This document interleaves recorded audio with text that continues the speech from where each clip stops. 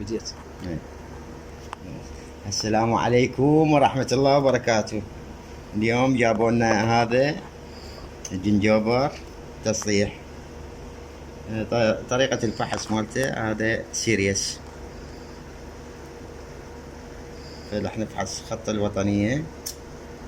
اشتغل، هاي الدقمة مفتوحة. هذا المنزل، قطعة واير شورت نجي نفحصه. هذا هنا موجود الخط، يعني الخط ما بيشي. هنا مولدة الشارع، هذا ماكو. نجي على مولدة المنزل،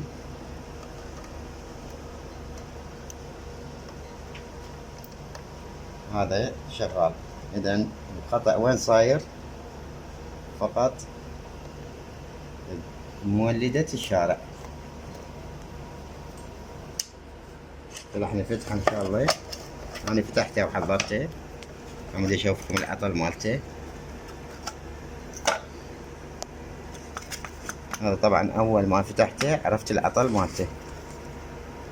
هذا العطل مالته مبين، هاي المنطقة، هاي المنطقة.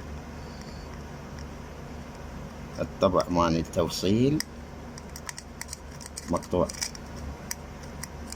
يعني واضح هذا الشورت. هذا وينه، فهسه راح نلحمه وراح يرجع طبيعي إن شاء الله. السلام عليكم ورحمة الله وبركاته.